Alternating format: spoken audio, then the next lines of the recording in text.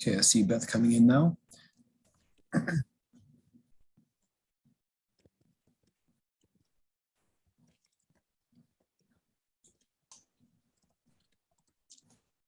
Good morning, everybody. Or afternoon, wherever you are. Good day. A happy Sunday. I think we should all be at least on the same day. Good morning, Michelle. Good to see you. Good to see you, Beth. Thanks for making the time to do all this. Pleasure. Good afternoon to those of us on the East Coast. Good morning. Good morning. For those on the West. Hello, Michael. Hi, how are you? Haven't seen you for a while. Nice to see you, even if only in 2 dimensions. Good to see you Exactly. as well. Thank I'm goodness for this technology. Yes. I'm optimistic that next year we'll all get to gather together. Okay. You don't share my optimism? Well, not optimism, perhaps unrealistic one, but that's all right. And I'm not talking about the meeting. I'm talking about myself. Oh,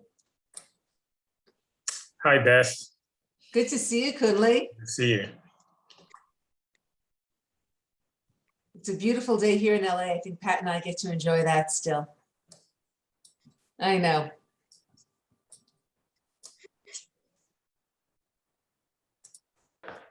I think we'll get a good group here.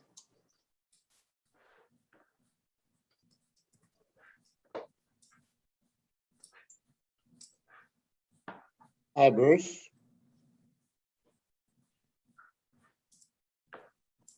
Good after.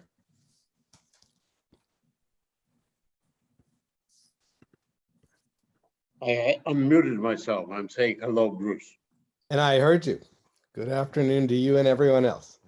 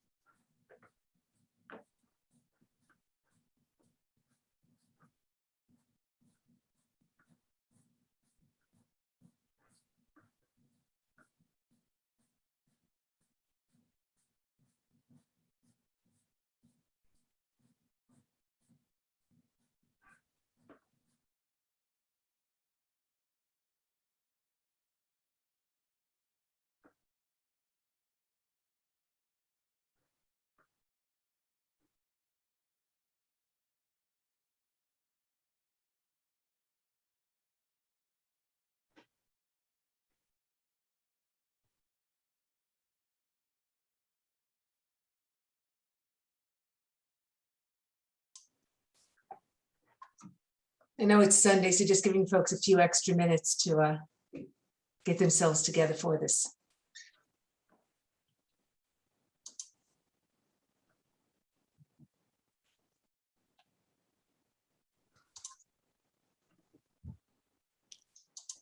Hello, Michelle from Jim Roberts. Hi, Jim. Good to A see long you. time. Good, likewise. Been too long.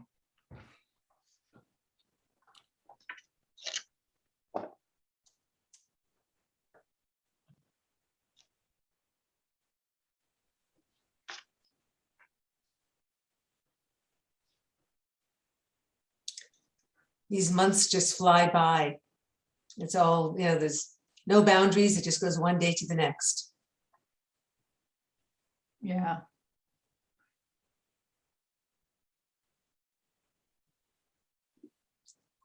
Still important work to get done. So, Beth, I haven't seen Wanda or Otis or Otis or Howard Koh. yeah. So I'm gonna just try to send out some emails, see if I can track people. They sent their slides as we saw, but Yeah. Except I don't have Otis's. right. Either did Jamal.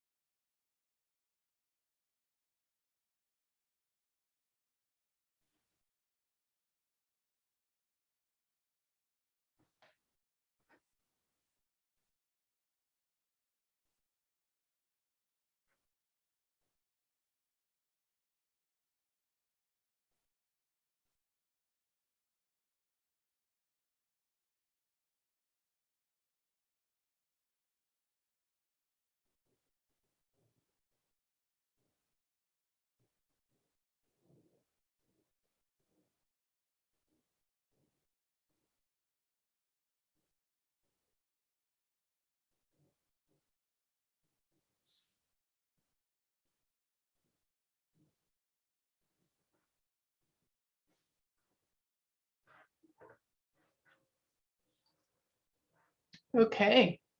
If people have been let in, it's great.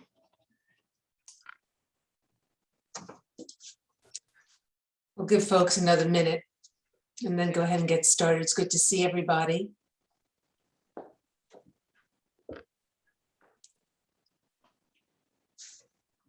I'm supposed to be sharing my slides, correct? Yes, Wanda. Yeah, Just let me know if it's oriented appropriately when I share. absolutely. I think Dempsey has the controls there to let everyone share. Yep. All the participants can share their screen. Fantastic. I have 4 more people in the waiting room. Okay. Now, Let us know and we'll go ahead and get started. okay, everybody's in. If you're ready, I can open it up on your cue. Go ahead, Dempsey. Why don't we go ahead and get started? Good afternoon, everyone. I'm Beth Carlin. Thank you for taking some time on your Sunday, no matter what time zone you're in, to join us here at the National Academy's 2021 meeting. This is Interest Group 7, Maternal and Child Health and Human Development Interest Group.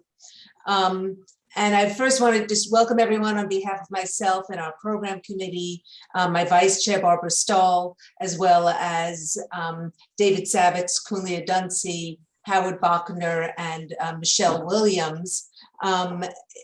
After polling our membership earlier in the fall, it was really the program committee's unanimous decision to focus today's discussion at this time on reducing health disparities as part of a greater strategy to achieve a more equitable world for women and children. I think it's been on everyone's mind, and we thought we'd use this session to discuss that further. Definitely a tall order, but we hope today's discussion will lead to even an action plan or white paper that could serve as a blueprint to bring about long overdue and much needed changes in the future. We're fortunate that Michelle Williams graciously agreed to moderate today's session. We have a lot to cover, so without any ado, I'll just hand it over to Michelle to introduce our keynote speakers and moderate today's important discussion. Michelle? Thank you. Thank you so much, Beth. Good afternoon, good morning, everyone. As Beth said, it's really a pleasure to be a member of the program committee that is bringing forward this session. What we will do is have each of our keynote speakers, our esteemed colleagues, provide a 20-minute or so keynote session from our 4 distinguished panelists.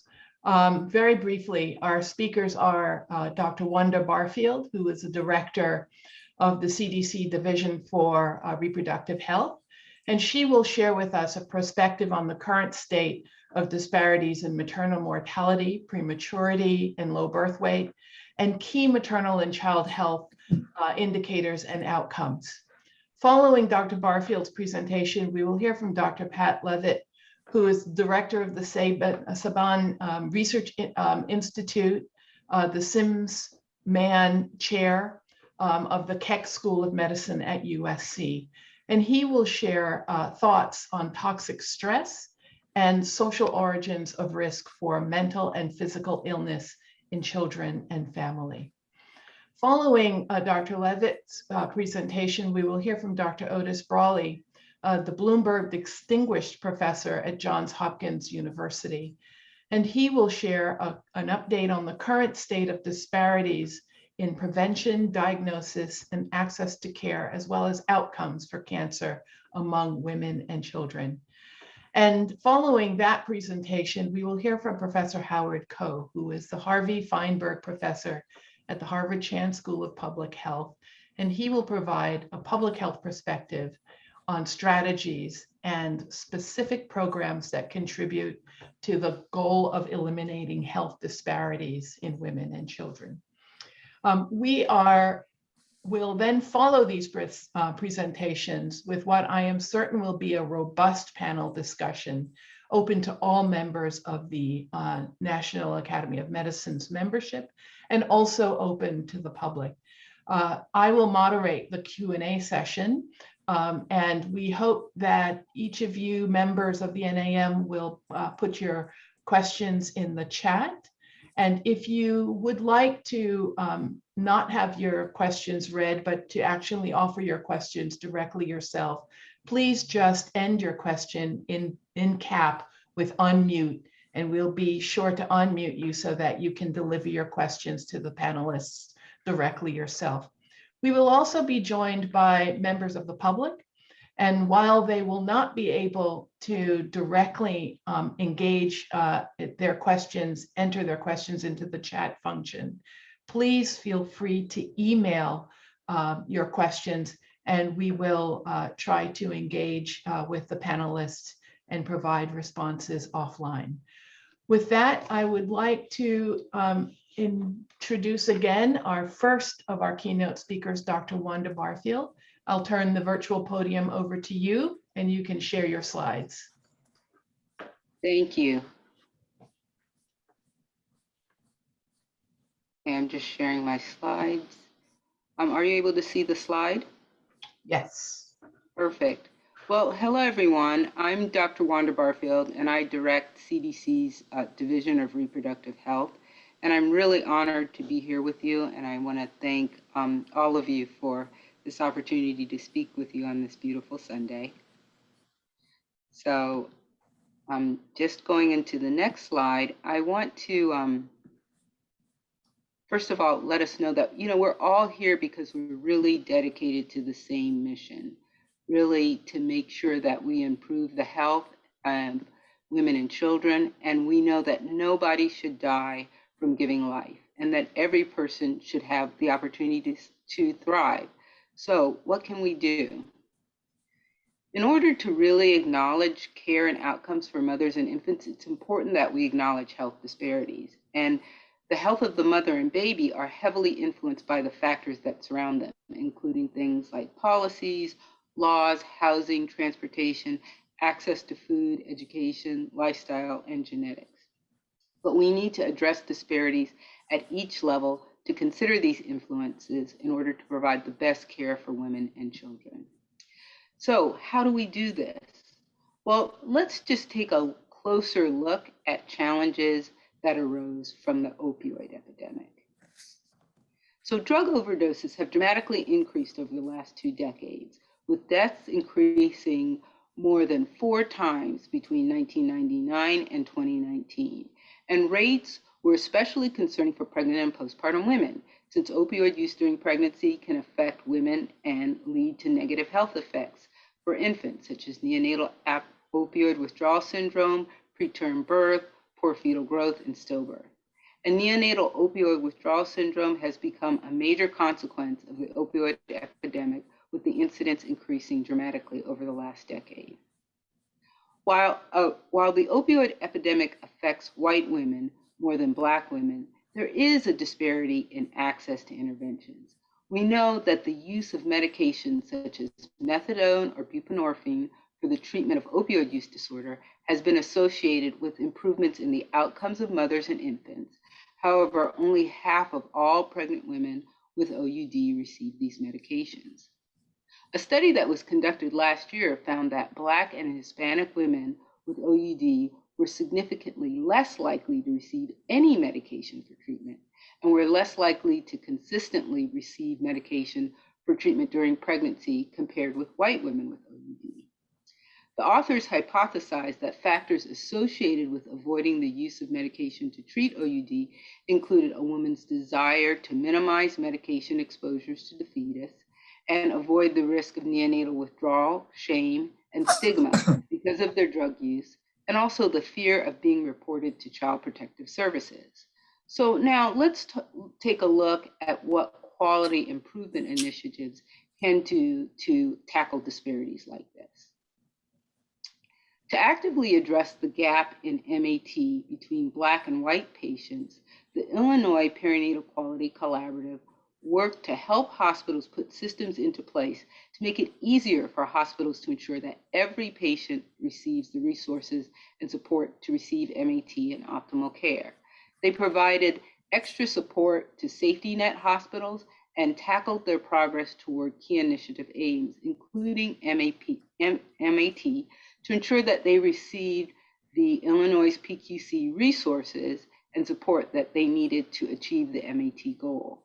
At baseline, you can see from this slide, Black patients with opioid use disorder were less likely to be on MAT. However, across the initiative, improvements in MAT rates were seen for all patients, with the greatest improvement in Black patients. We need to raise the bar for quality improvement initiatives. Yes, it's important to establish standards of care that improve health outcomes across the board, but with blanket quality improvement initiatives, the disparities are still there. So we need to accelerate and improve the quality of care for people in these gaps, and we need to understand what the drivers of disparities are and target initiatives to those core issues.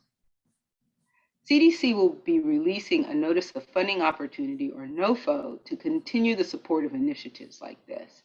And the upcoming NOFO is to enhance Perinatal Quality Collaborative's capacity to make measurable, equitable improvements in quality care for perinatal populations statewide. Component A will support PQCs to increase the capacity of rapidly conducting population-level QI initiatives in a state, and also focus on ensuring equitable distribution of benefits from QI initiatives. And component B will support the Coordinating Center for the National Network of Perinatal Quality Collaboratives to facilitate the provision of technical assistance and capacity building. Now, the foundation for equity and quality improvement is equity in data collection. At CDC, we're working to integrate equity and diversity at every level of the data collection process and translate that data into equitable quality improvement. So I'll share more on how this works in our national maternal mortality prevention initiatives. So at CDC, we're working to improve data collection so that we have a better understanding of what causes maternal deaths, which helps to inform more effective interventions. So maternal mortality review committees, or MMRCs, get the most detailed and complete data on maternal deaths, including information about social determinants of health. And they do this by bringing together representatives from public health, obstetrics and gynecology, maternal fetal medicine, nursing, midwifery, forensic pathology, social work, mental health, and behavioral health, and members of the community. And there's a conscious effort to ensure that there is diversity on committees, and CDC is providing the training to committees to ensure that everyone at the table has an equal voice. And these diverse multidisciplinary committees reviewing death certificates and any linked birth or fetal death certificates, medical records, social service records, mental health records, autopsies, and in some cases, informant interviews.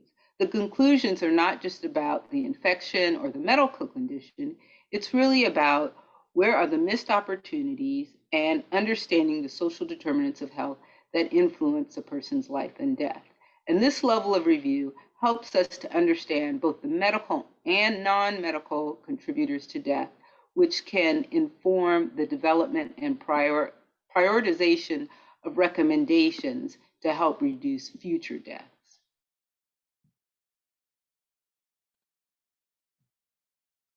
So here are some of the leading causes of pregnancy-related death, according to data from the Maternal Mortality Review Committees. Leading causes of death include cardiovascular and heart conditions, hemorrhage, infections, and embolism. MMRCs get more detailed information than vital statistics alone, so we can better understand the causes of pregnancy-related deaths. And because of the detailed data from multiple sources, we can see that mental health conditions are a leading cause of pregnancy-related deaths. Also, without reviewing deaths out to 1 year, most cardiomyopathy deaths would be missed. So these deaths are the leading cause of death in the late postpartum period. Now, it's also important to note that leading causes of maternal death vary by race and ethnicity. And here's the MMRC data on causes of pregnancy-related deaths by race. And you can see here that the leading cause of death for Black and white women are different. In fact, the leading causes for every race and ethnicity are different. In order to really address the needs of populations that experience disparities, we need to look at detailed data like this and prioritize interventions accordingly. So we need to consider these differences in equitable efforts to reduce maternal mortality. Now let's look at some more specific examples of how this kind of detailed data collection and analysis allows us to better target interventions. Epidemiologists looked at some MORIA data, which stands for Maternal Mortality Review Information Application, and there was quantitative data that demonstrated the importance of supporting review program capacity to analyze qualitative data. So looking at qualitative MORIA data for substance use death, several important themes were captured.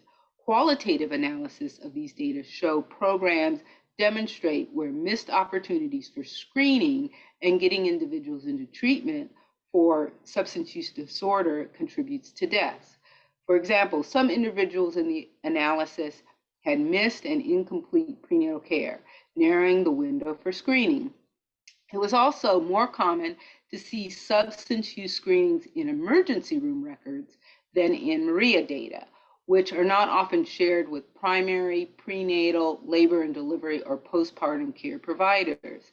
And qualitative analysis has also helped to understand the contributors of maternal overdose deaths. For example, the loss of a child arose as a key stressor in overdose death review findings. So I just share this information to emphasize the importance of investing in routine qualitative data review for review programs.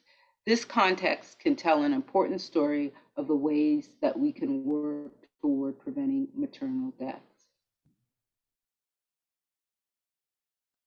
Further CDC investments in Maternal Mortality Review Committee process includes informant interview resources, and medical records capture perceptions of patients from the healthcare provider perspective. What's missing is patient and family perceptions of providers and systems. And we've convened 5 jurisdictions to help us develop an MMRC informant interview guide that provides tools to help capture the woman's perspective through the next of kin interviews. There are currently a handful of states that are implementing these interviews. One state MMRC chair said that now that she has them, she cannot imagine reviewing cases without them. And as I mentioned earlier, CDC has encouraged MMRCs to ensure that there is diversity on committees and that everyone has a voice. So more recently, review committees have also begun to document the impacts of discrimination and racism. There is growing recognition that discrimination, including interpersonal and structural racism, contributes to adverse maternal health outcomes. And as we have heard from MMRCs, bias and discrimination have played an important role as contributing factors leading to death. A work group of MMRC leaders and subject matter experts came together to understand and capture bias as a potential factor in maternal mortality review. And the work cumulated into the addition of discrimination, interpersonal racism, and structural racism as the data fields available in MARIA.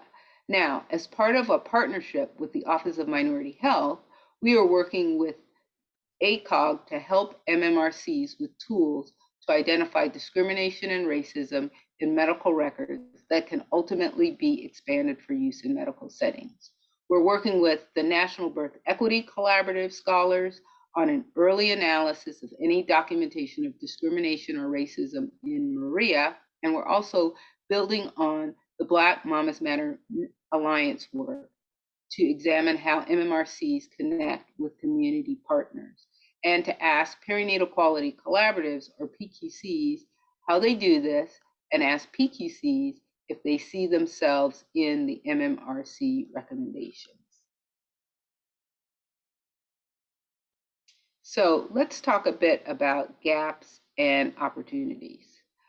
While we're learning more every year, that there is still so much more that we can do to understand, and there's still more work ahead to achieve our goal of optimal and equitable health for all.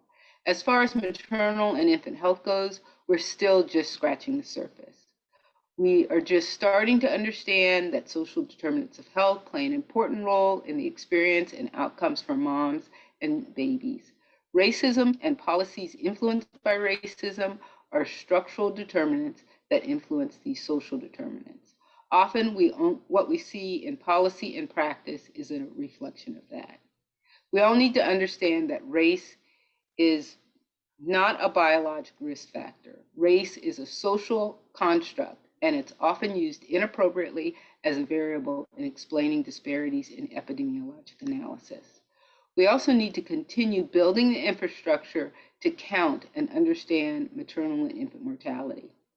We need to try to identify those unmeasured variables, racism, at the structural, institutional, and interpersonal level.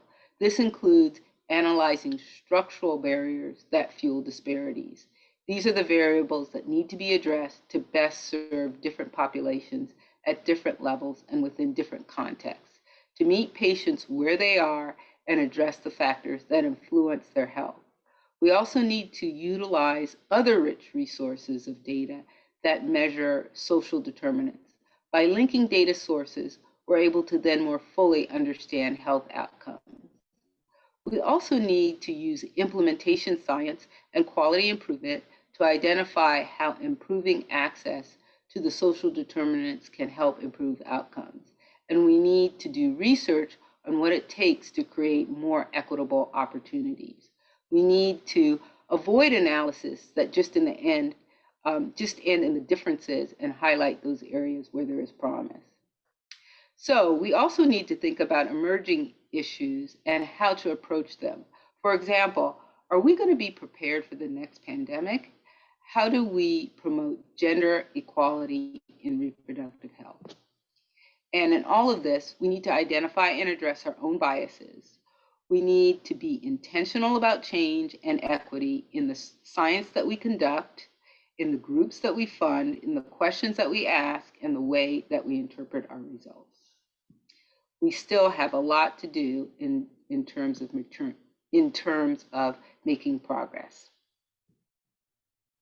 So finally, I just want to emphasize the idea that we need to aim for equity, not equality, while understanding our reality. So as public health professionals, We have to acknowledge that racism exists everywhere and take conscious and intentional action against it. We need to apply an equity lens for every action that we take. This means practicing intentional diversity and equity. When you increase diversity, you gain perspective and can implement more effective interventions. We need to think about the gaps. What affects disparities that we aren't addressing? For example, we know that women need care more continuously throughout the life course. We're still working towards a 1-year coverage for postpartum, and that's still not enough.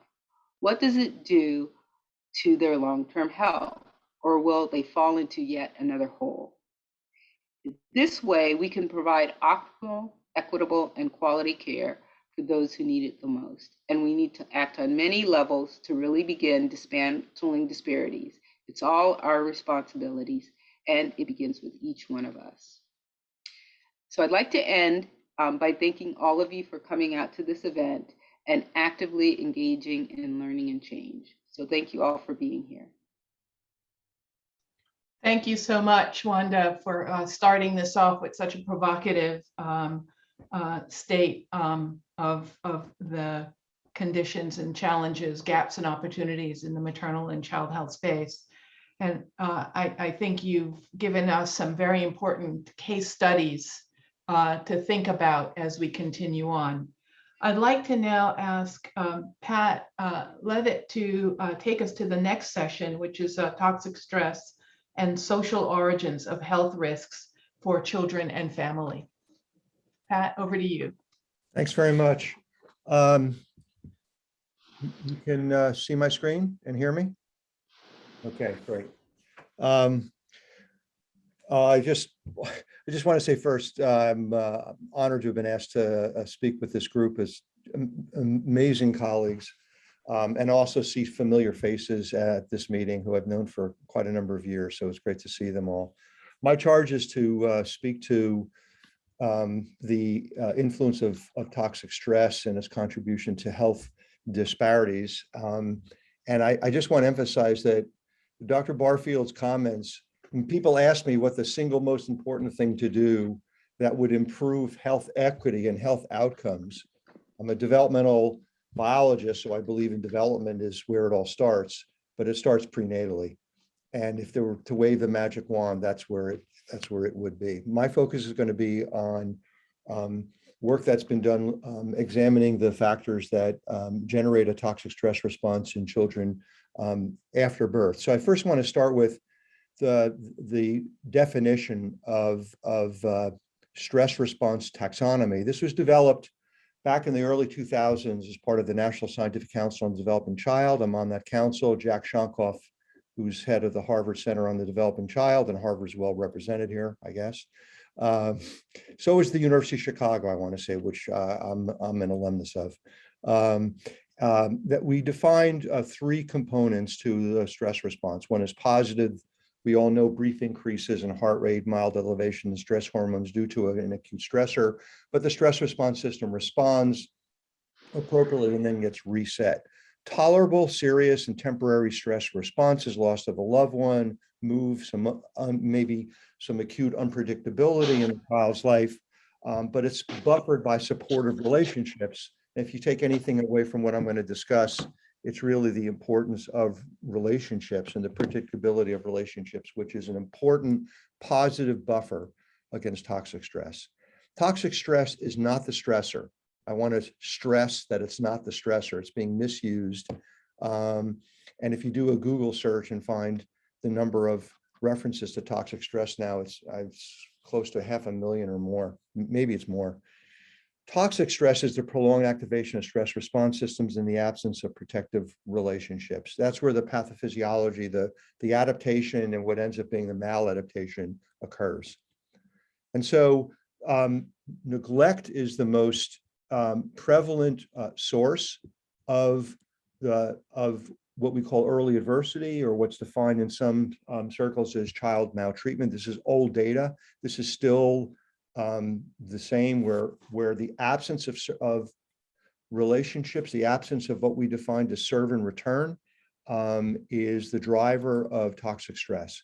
And what are the origins of the neglect? It's in most instances, it's not purposeful.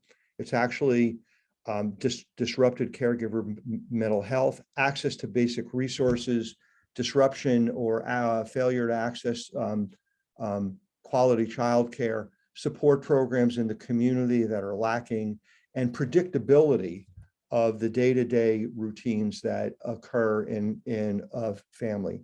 When families are dealing with this, when individuals are dealing with these uncertainties, one of the fallouts or outcomes of that is the inability to spend sufficient time to be able to engage in those serve and return relationships that are so important. Now, this paper just came out in JAMA Pediatrics. I wanted to highlight that it's a meta-analysis showing the association of childhood adversity with morbidity and mortality in US adults. And this is the conclusions. 4 of the most costly diagnoses for which child adversity increases risk is costing this country over $700 billion in annual healthcare costs a year. That's cardiovascular disease, diabetes, depression, and asthma. We all know that. And the prevention of childhood adversity, which can be defined in a number of different ways, and the intervention on pathways early and to identify those who are at high risk for toxic stress that link these experiences, elevated disease risk, needs to be considered a critical public health priority. So I think everyone on this remote meeting recognizes that. The biological underpinnings of toxic stress was really formulated in large part by Bruce McEwen. This is Bruce, who unfortunately passed away unexpectedly in December 2019.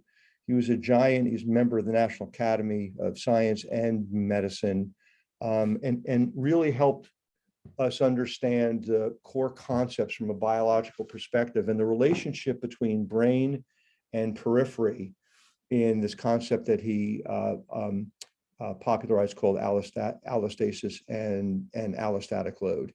And simply conceptualize homeostasis, as we all know, is a physiological property that can be measured within a range.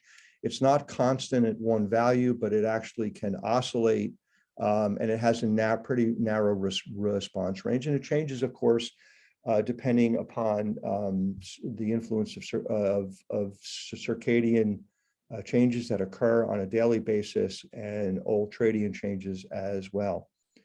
Allostasis is the broad response range for maintaining homeostasis due to some challenge to the physiological system. And so while some of the measures stay within the normal homeostatic range, there is slippage, and atypical measures can be identified, whether it's glucose levels or blood pressure or whatever is being measured. It's the same concept.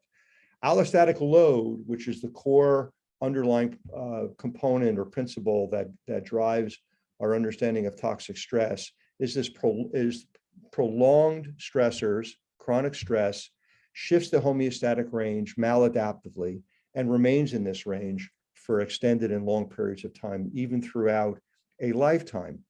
The pathophysiology, the pathophysiological outcomes of maintaining a system in this atypical range may not be evident early on, but over time, the stress on the system accumulates, and one sees then the emergence of disease and disorders at a later date. So what occurs early has an influence on what appears later on.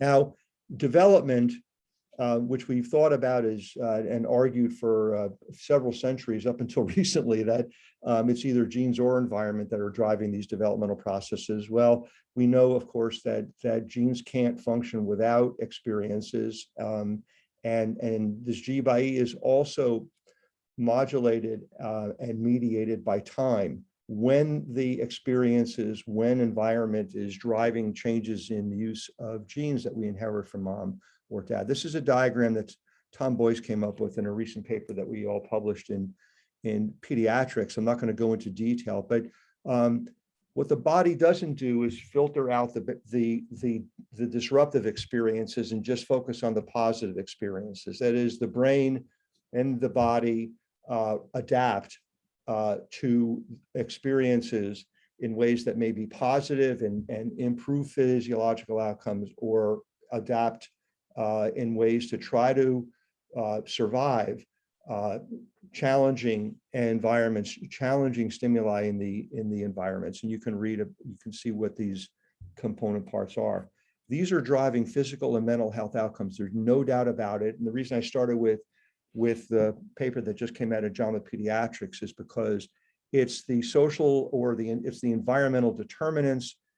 Some people call it social determinants, including exposure to pollution and toxicants that is disproportionately affecting populations of color in this country and around the world, which you typically don't think about as social component, but it's an environmental component that's driving these pathophysiological processes. If you look at this, this is a relatively old paper, but I think it's important. The predicted allostatic load score based on the appearance of metabolic syndrome and other measures, I would argue that this extrapolation younger than the age of, below the age of 20, where Black adults and white adults are pretty close to each other, I think it may not be an accurate extrapolation, because we don't really have really strong data on physiological measures that would be indicative of allostatic load. And that's part of what I'm going to talk about towards the end of my presentation. But you can see that the gaps are quite substantial in terms of high burden of stress. We all know these statistics. This is from 2019, that the lack of resources and the time spent having to garner any kind of resources to support family drives allostatic responses, drives chronic stress. And you can see the disparities between white and Asian ethnicities and Black, American Indian, and Hispanic Latino. I don't need to go through this. Dr. Barfield spoke about it in very important to understand the origins of such environmental factors that are driving chronic stress. They arise through racism institutionally, culturally, and interpersonally, an area that still is lacking tremendously from my perspective. And even we have government agencies that are still asking for information in ways that are actually creating more gaps in our in terms of understanding disparities. And we can talk about that during the Q&A.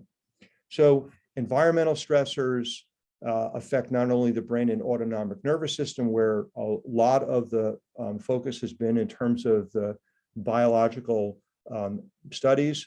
I would say that all of what you see here has evolutionary foundational evidence as well. In animal model research, these same kind of effects of environmental stressors on cardiovascular function, on neuroendocrine systems, immune system, gut and metabolic systems, all of these are affected, as well as the brain and autonomic nervous system, and can occur over a lifetime.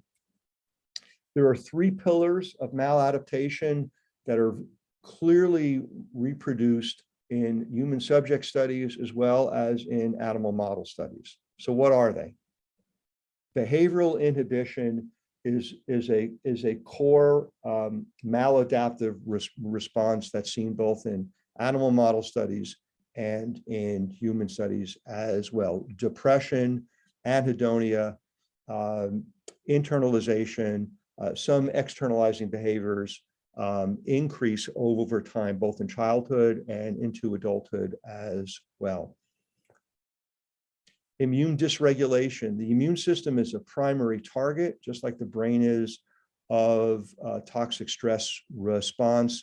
And of course, if you look at the list of diseases that show increased prevalence with childhood adversity, all of them have an immune dysregulation component, including cardiovascular disease, diabetes and obesity, asthma, and mental health disorders such as depression. All of them have immune dysregulation connections. And then finally, epigenetic aging, which appears to be both reproducible in human subjects studies as well as in animals. There's quite a bit of heterogeneity in terms of the measures that are used. And so we're still not at the point where this can be used as a screen, but it appears that epigenetic aging and shifts in the temporal developmental processes that occur appear to be a common response to toxic stress.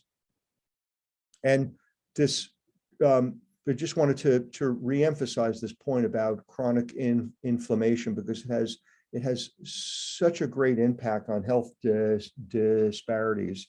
And we tend to think of these as isolated components, but they're all related to each other because of this chronic inflammatory response that affects not just the periphery, but the brain as well. This concept, which is an old concept, not an accurate concept, that the brain is privileged and does not interact with the immune system, of course, is false. And it has its own immune competent cells that are really important for wiring the brain up in the first places, which is why these immune dysregulations that occur very early can affect brain development as well as body development. So I think I already mentioned these, so I must have had them on both slides. There you go. 3 pillars of building resilience: supportive, responsive relationships, strengthening core life skills, including what we call executive functions, mental flexibility, inhibitory control, working memory, cognitive development. Why this is a important target to emphasize is because executive functioning, which is mediated in large part by our frontal lobes, which occupy about 30–35% of our brain volume, those functions continue to mature into adulthood. And so this idea that it's too late to do anything about early adversity is just false, because this component, building these core life skills, and it's no different than going to the gym, as one of my colleagues would say, there are ways of, in starting in childhood, of strengthening these core skills. And then finally, reduce sources of stress. I hope there are people on this Zoom that have some great ideas about how to do this, because it seems to be increasing, not decreasing. So can we identify infants and toddlers who are at high risk for allostatic load and toxic stress? So this is a study that was published in JAMA Pediatric in 2018. They did a surveillance of the screening that occurs in pediatric practices. Screening or surveillance that occurs. It was a survey of parents, and I'll get right to the 30% screening is occurring nationally with any kind of an instrument that would screen for a social or language developmentally appropriate milestone between these ages. 30%. 37% if it's verbal surveillance, like the pediatrician asked the parents a question about either of those domains. Factors that reduce both to make the data even look worse is ethnicity, income, parental education, all have a negative impact. So that's my frown face. The screening, for example, in California, we have an initiative to use a modified average childhood experiences questionnaire. The questionnaire, this is a paper that was just published in 2021 in JAMA Pediatrics. The questionnaire actually is very good at looking at mean group differences, but it has poor accuracy in predicting an individual's risk of later health. So the combination of questionnaire with a measure, which we and others are still searching for, is really important. We don't have that measure now. So Einstein, one of my favorite quotes, if you always do what you always did, you'll always get what you always got. And so we tend to think about what the science that we of early adversity, the science of toxic stress, the science of child development. Our communications in science tend to be about asking for more money for research. And I'm not saying that's not important, but we have to be able to speak to policymakers in a clear way It's foundational for their ability to make policy decisions. And maybe this will come up. This is a paper that I wrote with Nat Kendall Taylor, who's the president of Frameworks Institute, which is a nonprofit in New York.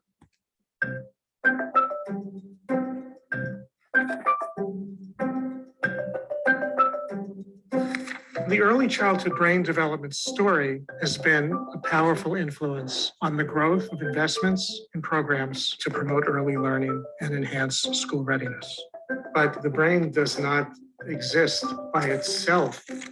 Connecting the brain to the rest of the body is critically important. Early childhood experiences are as much about lifelong physical and mental health as they are about early learning and readiness to succeed in school. All biological systems, all of them are highly interconnected, and all of these systems are primed to adapt to whatever the environment will throw at us. Think about this as a team of highly skilled athletes. Each has a role to play, but they depend upon each other. They influence each other's responses. Like any good team, it's how they operate together that is the key to their success. When we are stressed, every cell in the body is working overtime. The brain is the master control system that detects threat and then manages the response of all of the different systems.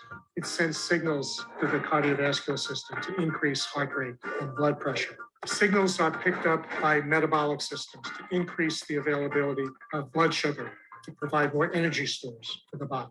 The immune system is activated to be on alert for the possibility of a wound or the need to protect against infection. The neuroendocrine system is activated to increase levels of stress hormones in the bloodstream. All of these also provide feedback to the brain. The stress response system was designed to deal with an acute threat or challenge. But when the stress continues at a very high level, then these biological responses actually start to have a wear and tear effect on the body. This is where stress explains chronic disease. The science is really clear. The most costly chronic diseases in our society have their roots in early childhood. Cardiovascular disease, diabetes, and depression, 3 of many diseases that are associated with greater adversity early in life. Those 3 diseases together consume more than $600 billion of healthcare costs a year. So if we want to think about preventing disease and promoting health, it doesn't begin with exercising more and eating better when you're 30 or 40 years old. Health promotion and preventing disease begins prenatally, and it extends into the early childhood period. Connecting the brain to the rest of the body has very important implications for early childhood policy. If we look at the basic science-based principles focused on early learning, strengthening relationships, building skills, reducing sources of stress, those are the same principles that increase the likelihood for lifelong physical and mental health. And when we think about the major sources of adversity early in life, we talk about poverty, discrimination, exposure to violence, maltreatment, child abuse, and neglect. Although each of these sources of adversity differ from each other, biologically, the effect on the body is the same. Systemic racism, the dangers of implicit bias, and everyday discrimination will pose a level of stress and adversity on families of color raising children that is present all the time. It's never too late to make things better, and we are biologically prepared to adapt to whatever environment we live in. But we need to look upstream at more systemic issues that are the sources of this enormous burden of threat and hardship. We have to connect policies and resource allocations from the educational sector and the health sector and the human services sector. Pediatric primary care is the one domain where almost all children are seen from birth on, and provides a critical opportunity for engagement with families, developing relationships, promoting healthy development, and is the ideal frontline opportunity to connect families to needed services as early as possible when they can be most effective. Pediatrics alone is not going to provide all of the supports that many families need. The opportunity is to move away from asking, how do we connect pediatric primary care to early childhood programs? And in a different way, change our mindset to say, how do we build a new early childhood ecosystem in which pediatrics is an integrated part. The brain development story has been a powerful influence.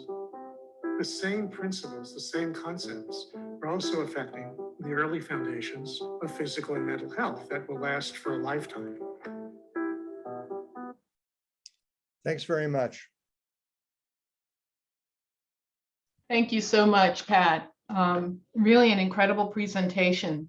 And we take a lot away from understanding the biological underpinnings of toxic stress, how toxic stress can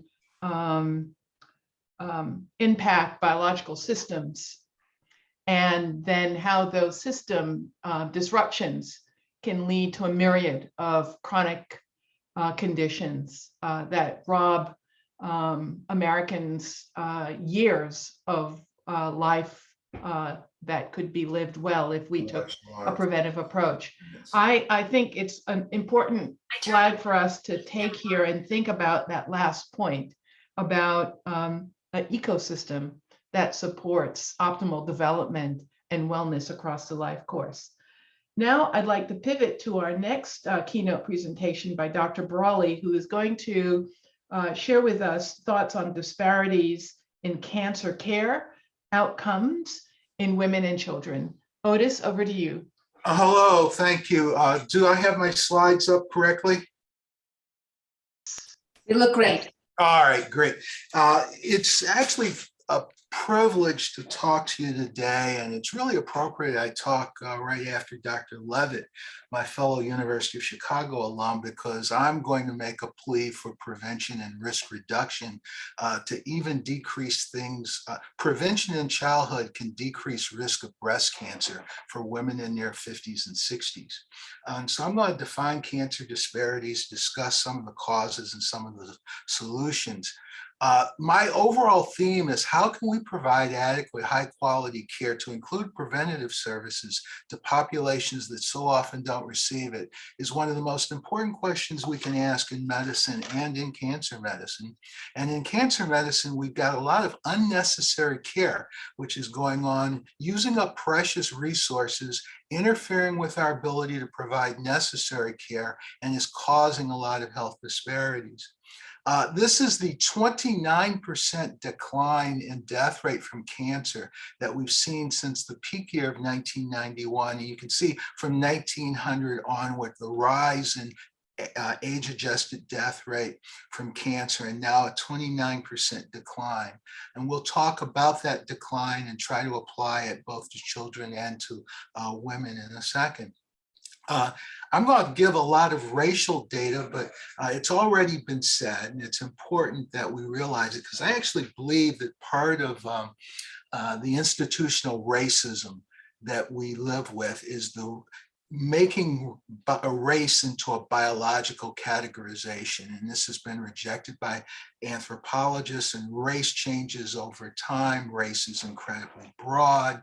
Area of geographic origin, on the other hand, can be useful, but admixture complicates that. That being said, using race as a socio-political categorization, these are the death rates from 1990 for Blacks in blue, whites in orange. Native Americans and Alaskan Natives have a lot of noise because they represent 1.5% of the population. Hispanics, which is an ethnicity and not a race, and Asian Pacific Islanders in blue. You can see everyone is going down. Native Americans are just barely going down. You really have to be very positive to see that. Now, lots of talk about enrollment in clinical trials. National Cancer Institute clinical trial enrollment over the last 3 years by race is incredibly balanced. Indeed, there's a disparity in terms of whites being enrolled. Frequently, there's a concern about biological differences by race. I want to point out, in most cases, clinical trials and single institution studies show equal treatment yields equal outcome, and race should not be a factor in outcome. Unfortunately, race is a factor in outcome. It's rare that the drug or therapy doesn't work in minorities. It's common that minorities, or the poor, I should say, don't get the drug. Now, I showed you that 29% decline over the last 30 years. It's due to wise early detection, and there is unwise early detection. That's wasting resources, improvements in treatment, and prevention, what many of the advocates and survivors prefer we call risk reduction. I think it is a better term, especially tobacco control. And I'm getting ahead of myself in the slides, but in the future, or right now, we need to focus on weight control and energy and balance. Wise early detection and unwise early detection, all in one slide. About 4,100 American women die from cervical cancer each year, and a survey that was done just a few years ago of the medical histories of a large number, over 1,000 women dying of cervical cancer, showed that the overwhelming majority had no cervical screening in the 10 years prior to their diagnosis. Now, at the same time, a large number of women are overscreened. You know, most organizations now recommend screening every 3 to 5 years. Actually, there's no organization that recommends it less than every 3 years. But there's a lot of women out there who get an annual pap smear, and then there's the group of women who don't get a pap smear at all. The study of Black versus white outcomes is what we did in the past. Increasingly, we're moving beyond Black and white and looking more in socioeconomic and area of residence. Now, when we talk about children aged up to 14 years, these are the most common cancers in order. Many of us are not familiar with pediatric oncology. Approximately 10,400 kids less than 15 years of age are diagnosed each year, and survival does differ by the differing types of tumor, by race and ethnicity within tumor. 5-year relative survival rates have increased dramatically since the 1970s, and indeed more than 2/3 of all children with cancer are now effectively cured. And I don't use that 4-letter word very often. Now, the 10,400 kids less than 15, about 23% go on to clinical trials. Interestingly, 2 to 3% of Americans and adults, adolescents and young adults go on to NCI clinical trials. So there's a paucity on trials, but it's not by race. For kids, or I'm sorry, adolescents and young adults, people 15 to 19 years of age, these are the most common cancers. Now, I showed you mortality declines for all people earlier by race. This is the mortality decline in goal for people less than 20 for cancer since the year 2000. You can see more than 20% decline in mortality just since 2000. When we break that down by race, you can see all the races and ethnicities are getting closer and closer. Interestingly, in 2000, the death rate for Hispanics was higher than the death rates for Blacks or whites. You can see the death rate for Blacks was actually lower than the death rate for whites. The only diseases, very few diseases where you're going to see that category, but they're coming closer and closer together. Now, with pediatric oncology, we do have the advantage that most pediatric oncology is practiced in university settings where quality of care can usually be a little bit better. However, low socioeconomic status and lack of insurance is associated with higher stage of diagnosis for virtually all cancers, including children's cancers. For adults, the Affordable Care Act is associated with reduction in disparities in stage and diagnosis and outcomes. Now, for pediatric soft tissue sarcomas, a bone and soft tissue sarcoma, you can see 5-year survival rate. This is a Kaplan-Meier plot, 50% survival, 75% survival. I'm sorry, not 5-year, at 200 months. Here you can see people with private insurance have a greater chance of being alive at 200 months than people who have low-income public insurance.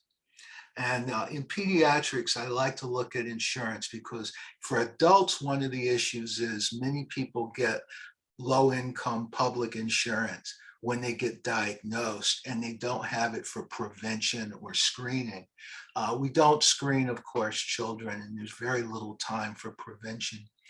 Here you can see, even at localized disease at diagnosis, the privately insured do better than the publicly insured. And this is primarily not because of insurance difference, but because people with the public insurance come from poverty. And you have literacy issues, access to care issues, transportation issues, and all of those things. Here with metastatic disease, private insurance does better at 200 months compared to low-income public insurance. So the poor, including poor whites, more often present with distant disease. The poor are less likely, by the way, to receive adequate care, things such as radiation, which requires intensive follow-up, coming to the doctor 5 days a week for 6 or 8 weeks. We also have evidence that quality of radiation can be an issue, and that's becoming more and more of an issue in adult cancer as well, where we find that poor people tend to be treated with lower energy machines in centers that cannot afford the latest in radiation therapy equipment. So aiming of the beam, quality of care, so forth are problems. Cancer disparities are due to differences in access to quality care, as well as utilization of available quality care. The poor, even with insurance, frequently underutilized. Now let's look at adults with breast cancer. This is breast cancer mortality from 1975 onward. And you can see Black and white women did not have a disparity in death rate in the 1970s. The disparity only started as we learned how to screen and treat for this disease. And the disparity is at its greatest today. And then you can see Ronald Reagan told us that we, by executive order, that we had to collect and publish data for the other 2 races and 1 ethnicity. And that's why these lines start at 1990. There has been a 40% decline in risk of breast cancer death in the United States as a whole, starting in 1990. 40% as a whole for the United States. In purple, you can see the states that have had a 20 to 29% decline. And in dark blue, the states with a 44 to 51% decline. The United States as a whole was very homogeneous in the 1970s and 1980s, but something happened in the late 1980s such that we have huge state-by-state disparities. Indeed, we're now starting to talk about Mississippi versus Massachusetts disparities more so than Black-white disparities. There are 7 states where the Black-white mortality differences are no longer statistically different, speaking of race. 6 because they are very low, and then there's West Virginia, which has very high death rates for Blacks and whites. There are 12 states where white women with have a breast cancer mortality higher than the breast cancer mortality of Black women in Massachusetts. Howard Koh is speaking after me, and that's somewhat appropriate because he can claim the good part of this statistic, by the way. There's a number of studies that show that the decline in mortality is much more because 20 to 27% of women get poor treatment after diagnosis. It's only about 10% of the mortality is due to poor mammography or lack of mammography.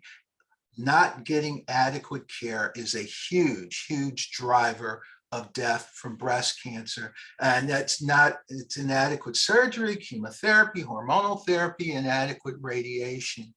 Mary Jo Lund was one of my fellows, and she published this in 2008.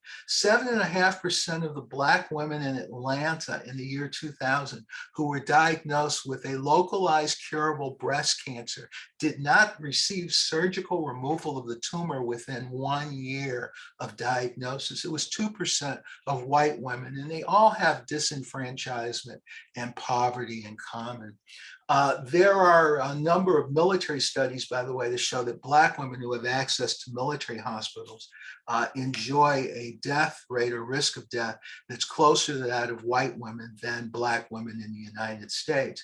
And an intensive effort at increasing quality screening and treatment in Chicago had significant impact in terms of mortality over a period of about 10 years. So a substantial number of women of all races and income get less than optimal breast cancer care, be it screening, diagnostic, surgery, radiation, chemotherapy. There's even evidence that pathologists tend to dissect out less lymph nodes in poor people versus non-poor people. And that's not that the pathologists are discriminating by socioeconomic status.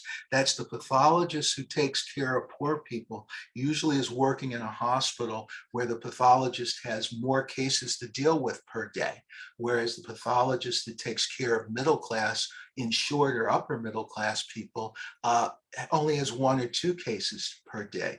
One actually does have to start wondering if Medicare is causing some of the disparities by really being a Band-Aid that just sort of covers some of them up. Few appreciate, by the way, a lot of talk about breast cancer and triple negative disease.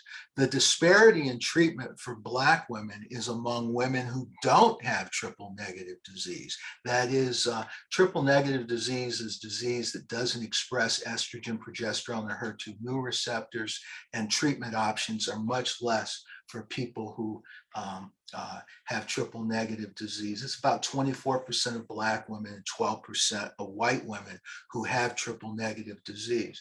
Now, triple negative disease, interestingly, is associated with obesity, especially obesity in childhood, it turns out. And dietary differences, high carbohydrate diet, more common in poor people, especially young poor people, as well as reproductive patterns. Having a number of children and not breastfeeding, common amongst poor people.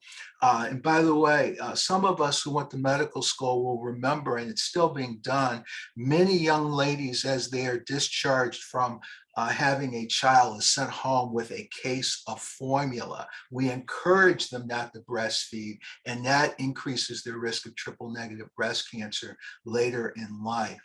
Social deprivation studies, by the way, show that this is not just a Black problem. Even in Europe, especially in England, they've shown that ER-negative tumors are more common amongst the poor.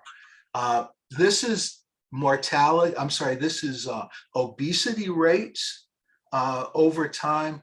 Black women have a huge obesity problem compared to others. Again, energy balance is the second leading cause of cancer in the United States. It starts in childhood, and prevention of cancer is clearly a need. And so I'm going to sum up by just saying, how can we provide adequate high quality care is incredibly important. There are cultural differences in acceptance of therapy, disparities in comorbid disease, making therapy less appropriate. Access is an issue, and being able to utilize that care once one has access. And of course, there's racism and SES discrimination as well. Thank you. It's really a privilege to talk to you today.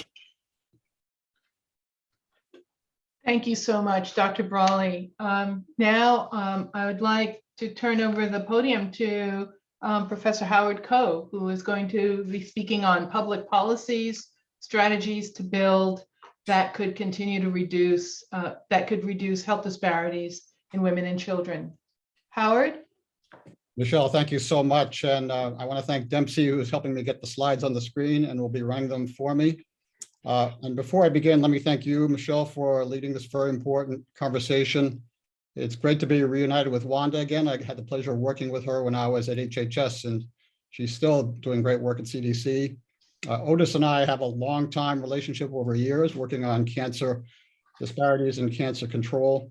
It's great to hear from Pat for the first time and hear his fascinating insights on toxic stress. And by the way, Jack Shonkoff is a wonderful colleague for me at Harvard, so it's good to see that video at the end. And let me also thank the interest group for sponsoring this, and thank Beth, and also particularly my dear friend Howard Bachner, who just did such an outstanding job as editor-in-chief of JAMA before stepping down in July. So I've been asked to talk about this very broad and fascinating topic about public health strategies and programs to eliminate health disparities in women and children. This is the broadest presentation, but overlaps with the previous three in many ways, as you will see.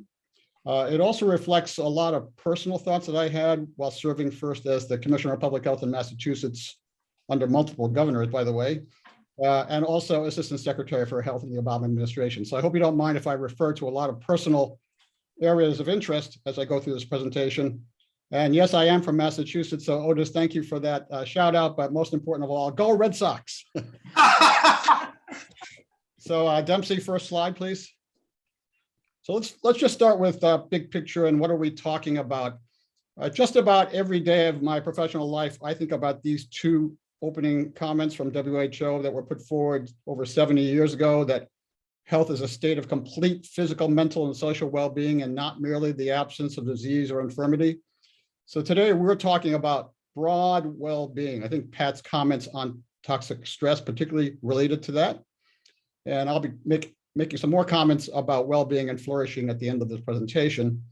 And then the enjoyment of the highest attainable standard of health is one of the fundamental rights of every human being. That's engraved in 7 languages on the concrete of our school, the Harvard Chan School of Public Health, where Michelle is our dean. And this goal is something that we're all thinking about right now in the time of COVID. And then with respect to health equity, I think the most powerful statement of health equity I've ever heard is from Martin Luther King. I love this quote. "I choose to give my life for those who have been left out of the sunlight of opportunity." So in short, many of us enjoy the sunlight of opportunity, but too many others do not. And the question is, why not? That's what health disparities and health equity is all about. And these are critical questions in the time of COVID. Next slide. So federal strategies to address health equity date back to at least 1985, when under HHS Secretary Heckler, a Secretary's report on Black and minority health was put forward. I had the privilege of starting at HHS in 2009, and shortly afterwards, then Secretary Sebelius asked me to convene a HHS-wide committee to update an action plan to reduce racial and ethnic health disparities. You'll remember the Affordable Care Act was passed into law in 2010. I'll be referring to that repeatedly throughout this presentation. And so we put forward a strategic plan that we're very proud of. The goals and strategies are summarized very briefly below, about reducing disparities in health insurance coverage, making sure that our workforce is strong and diverse, addressing these themes in all population health activities. Very importantly, improving data collection. I was so glad Wanda referred to that repeatedly in her presentation. And then also increasing accountability of HHS programs. So in fact, because of the ACA, 6 new dedicated offices of minority health were established in AHRQ, CDC, FDA, HRSA, SAMHSA, and CMS. So those offices are continuing today, and I hope under this new administration will do even more to address issues of health equity. And we had the privilege of summarizing this report in Health Affairs over on the right, where I had the privilege of writing this up with Sherry Gleed and Garth Graham. Next slide. And then another thing to put this all in context that I'm so honored to quickly report about is that I hope everybody knows about this incredible effort, Healthy People, which serves as a roadmap, compass, and report card for the nation. This was started by one of my historic predecessors, Dr. Julius Richmond, in 1979. And it was Dr. Richmond's vision that if we are a unified nation, every 10 years, we should put together and put forward a report card for the nation about, are we getting healthier or not?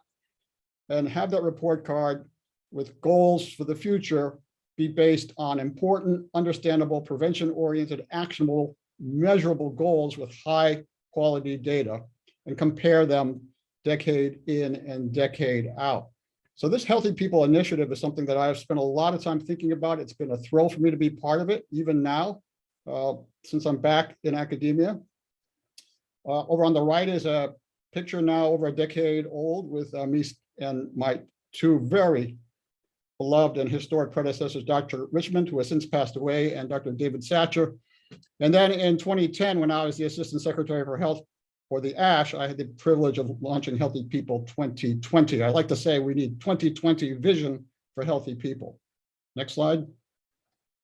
Healthy People 2030 has now just been released, and it's very important to consider these goals. And over on the left, you can see that if you go on the Healthy People website, you can set your own custom objective lists through the web, set targets, work with your institutions and communities to see how your goals and targets align with broad Healthy People 2030 goals. And over on the right are some writings that I've had the privilege of putting forward in various journals on this topic. The most recent one on the bottom just came out a couple of weeks ago with my dear colleagues from HHS, Carter Blakey and Emmeline Ochai. And let me also say that since this is a National Academy of Medicine presentation, that Mike McGinnis has been perhaps the godfather of Healthy People, a really wonderful colleague and a great leader. So I really want to thank Mike for his vision. Next slide. So all this relates to our topic today of maternal, infant, and child health efforts and eliminating health disparities and achieving health equity. You may be hearing more about this going forward because in just April of this year, the Government Accountability Office, the GAO, has directed HHS to spend even more time about a formal coordinated approach for monitoring maternal health efforts across HHS, including in rural and underserved areas. So Healthy People 2030 has over 300 objectives, but 23 of them relate directly to maternal, infant, and child health. Some selected ones below, and I won't go through all of them, but on the right, HHS is tracking whether these outcomes are improving, such as increased abstinence from cigarette smoking among pregnant women, staying the same, such as reducing the rate of deaths in children and adolescents, or perhaps getting worse, like reducing preterm deaths. And we can all spend a lot of time debating and reviewing why these trends are happening for better or for worse. Next slide. So now let's talk more about how we can actually intervene to reduce disparities and promote health equity. And on top, you can see that we have various levels of intervention. Over on the right, we can focus on treating disease and injury and work with health systems, such as Johns Hopkins, as Otis has mentioned through his great talk on cancer, working particularly with community health centers that serve some 30 million people nationwide in some 1,500 sites. I won't be saying more about that, but I'm a big fan of anybody who is working in community health centers or promoting their heroic efforts, particularly in a time of COVID. We could focus on clinical preventive services, or we could be courageous and start addressing the social determinants of health over on the left. And to my great delight, there's much more data to share with you about addressing social determinants of health. But because we're all talking about vaccinations in the time of COVID, let's start with that specific topic area first. Next slide. When you talk about progress in vaccinations for children, you have to mention the VFC program, which I hope everybody is very familiar with, but sometimes these tremendous advances happen in public health and people forget about how critical they were in and are in preventing disease and promoting health. So for those who have not heard, in the early 1990s, Congress was concerned about measles outbreaks in the late 80s and 90s. About half of the tens of thousands of children who contracted measles had not been immunized. A lot of them were poor and underserved children from poor families, often minority families. And so Congress moved to fund childhood vaccines and take the barrier of cost off the table. So since then, some 16 vaccines for children have been made available for free for those who are Medicaid eligible, uninsured or underinsured, or American Indian or Alaskan Native background. Since then, our country has poured billions of dollars in VFC, and it's been quite a ride. Currently, the budget at CDC is some $5 billion in mandatory spending, so that's quite a commitment. So I've always been interested in tracking how this has gone going forward. In 2014, a CDC MMWR analysis found very positive news saying that vaccination coverage across many of these vaccines have increased for all children aged 19 to 35 months. In fact, in that report, which I just reviewed again recently, there's a line saying that from 2007 to 2011, that vaccine disparities for racial ethnic minorities were non-existent. So that is very heartening and reflects progress from the billions of dollars of investment we've made as a nation. In 2016, there's a very important update from Walsh and all published in Health Affairs on the right, concluding that since the start of the Vaccines for Children program, uptake has increased and most disparities have decreased. Again, good news. But there is a note of caution saying that the disparities narrowed considerably, but did not occur evenly over time across vaccines or among groups. And then a little red flag waving saying that from 2011 to 2013, there was actually a slight widening of income disparities in the uptake of several vaccines. And there may be other factors confounding the VFC's program's effect on changing disparities.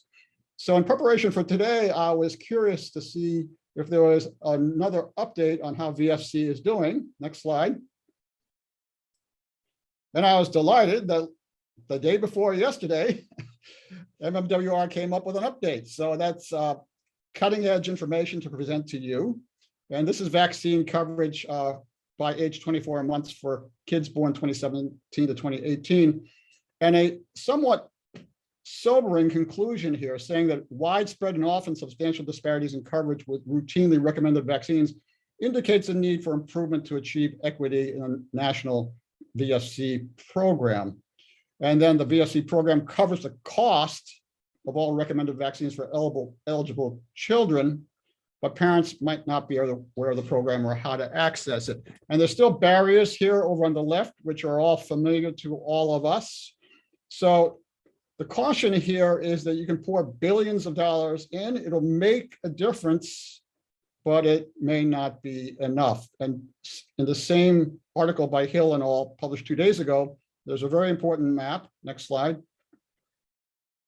showing state by state coverage of uptake of flu vaccine for young kids. And as Otis's presentation has shown, there's wide variation by state and the same patterns that we're seeing that Dr. Brawley showed for breast cancer and that we've all seen for COVID vaccination uptake with particularly high uptake rates in places like the Northeast, and then much lower uptake in places like the South for reasons we can all discuss later. Next slide.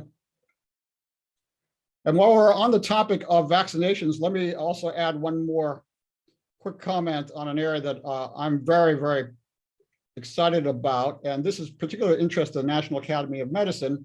So if you start over on the right, you all know, and we all know that the National Academy of Medicine, IOM, puts out many very important reports for the future of health in our country, but oftentimes they don't translate into action by policy groups or by government.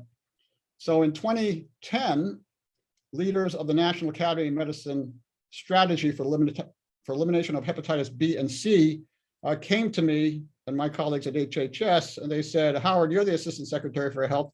We have a very important strategy that we've put forward, but we don't want this to just sit on a shelf. Can we work with you, and can you and HHS put forward a national strategy for hepatitis B and C control for the first time ever? So after some thought, we committed to doing that, and it was another incredibly gratifying experiences for me. So on the bottom, so we released the first report in 2011. On the bottom, you see 2 more updates up to the present time. And so we tackle trying to prevent chronic hepatitis, which affects some 4 million people in the US. And what's very troubling is about half of the people who are affected are unaware of their infection status. So particularly for hepatitis B, making people aware and then making sure that we have an elimination strategy for vaccinations is very important. On the top left, as you see, there are many screening and vaccination strategies, but the one I'm particularly proud to put forward to you today for consideration is universal vaccine of all infants beginning at birth, or the birth dose. So for those of you who have been familiar with this, this is a concept where every newborn in the country gets their first vaccination, in this case for hepatitis B, within 12 hours of birth. I find this concept fascinating. It's prevention at birth. And as you can see in the middle part of this slide on the left, universal vaccination for Hep B has increased from some 50% to some 70%. And we need much more progress to get to Healthy People 2020 and 2030 targets of 85% and beyond. But hopefully if we do this and make prevention routine in a hospital setting so that we don't even have to think about it, that could hopefully be one way to eliminate perinatal transmission of hepatitis B. Next slide. So let's move to another very important area of nurse-family partnerships that perhaps straddles the dimensions of clinical preventive services and addressing social determinants of health. Next slide.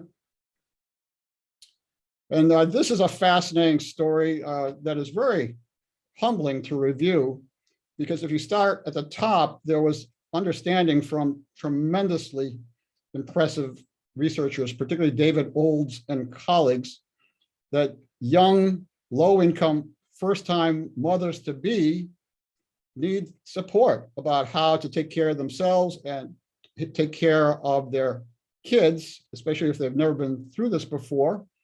So there was research and programs to see if specially trained nurses could be assigned to young, low-income, first-time mothers-to-be, starting early in the pregnancy, continuing to the child's second birthday, to teach positive health-related behaviors for the mother and child, help support good care of kids.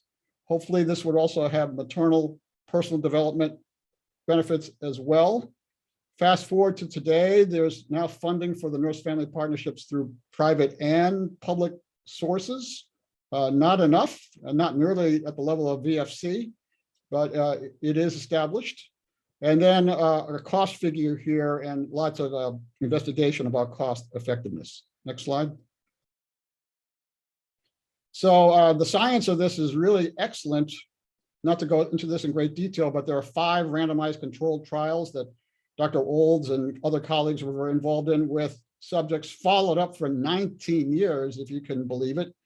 And if you look at the details, the background of the subjects were all first-time moms, all of them low income, and many of them unmarried. Some of the studies, like in Elmira, New York, were predominantly white moms. Others, like in Memphis in 1987, were almost all African-American. There have been similar studies done overseas in the UK and the Netherlands as well. And then, not to go into the great detail of the outcomes, but to quick summarize at the highest level, the randomized trials showed sizable and sustained benefits for both mothers, like reduced subsequent births, reduced prenatal smoking, and also for children, reduced child abuse and neglect, and improved cognitive and/or academic outcomes if the mothers had low psychological resources at baseline. So I must say, when I heard Pat's presentation about toxic stress and the need for interventions, I must say that the nurse-family partnerships potentially could be one piece of evidence that intervention there was making a difference in addressing those stresses. Next slide. And then let's talk about housing and neighborhoods. And Wanda mentioned this is a very important social determinant. At our school, 2 years ago, we started a new initiative on health and homelessness that I have the privilege of chairing. So the intersection between housing, neighborhoods, and health are fascinating me and my colleagues, and we're trying to bring more academic attention to this. Next slide. And perhaps many of you know about this absolutely fascinating and historic study called the Moving to Opportunity program, sponsored by HUD in 1994. So if you don't know, this was a study, a randomized trial of vouchers, housing vouchers, with 3 arms. First was by lottery. People in public housing could receive an experimental housing voucher where they were required to move to a low poverty neighborhood, or they could receive a traditional Section 8 housing voucher, which have been well studied and shown to be effective in terms of policy. but the recipient can move anywhere, not necessarily to a low poverty neighborhood or continued residence in the public housing, which is the control group. And again, this was a lottery, so a fascinating natural experiment, if you will. The first report of this from a health point of view came out in New England Journal about 10 years ago and showed, after 10 years of follow-up, a decreased risk of extreme obesity and diabetes, and increased physical activity, and improved mental health and well-being. Next slide. What is absolutely fascinating, though, is that the benefits were much broader than those direct health benefits. So again, you see that extreme obesity was reduced, the prevalence of diabetes was reduced, there was improvements of mental health measures, but there were economic effects too that were most notable for kids under 13 when the families received the experimental voucher and moved. So over on the right, you can see increased annual income for those whose families moved and the kids were under age 13, but those effects were not demonstrated for those kids who were over age 13 at the time of the move, perhaps because of negative long-term impacts related to the disruption. And all these economic outcomes have been done by Raj Chetty, a colleague at Harvard. Next slide. So, and then health insurance coverage is a hugely important theme. And again, I have the privilege of living this as the Assistant Secretary for Health when the ACA was signed into law on March 23rd, 2010 by President Obama. Next slide. And here's a graph, which I'm very, very proud of for a number of reasons. So I'm going to spend a little extra time showing this because on one hand, it's very simple, but on the other hand, I think it's pretty profound. And that is that we all know that health insurance coverage varies by race and ethnicity. On this chart, the light blue are the white rates, the orange are the black rates, and the grayish line on the bottom are Hispanic. But as you have seen from the literature, that sometimes Asian American, Native Hawaiian, Pacific Islander data are available, and sometimes they are not. And if I can say, as a Korean American, this has always troubled me to be always put or regularly put in the other category, if you will. So let's take a look at this, first of all. From 2009 to 2016, when the follow-up ended here, we saw disparities narrowing, which is great. And then we particularly saw disparities narrowing after 2013 and 2014 when healthcare.gov was established and Medicaid expansion was formalized. But as I was looking at this data after coming back to Harvard from HHS, an excellent Harvard public health student, John Park, was doing research, came with me and said, Dr. Koh, there's never been an analysis on whether coverage for Asian Americans, Native Hawaiians, and Pacific Islanders improved because of the ACA. And I couldn't believe it. I challenged him to look again, and there never was. So we published this in JAMA Internal Medicine. I want to thank John, who is the first author, my colleagues, Sarah Humble, Ben Summers, Graham Kolditz, Arnie Epstein. And you can see that the gap in insurance coverage between whites and Asian Americans narrowed, in fact, disappeared by 2016. So that was quite a conclusion because it's very hard to eliminate disparities of any kind.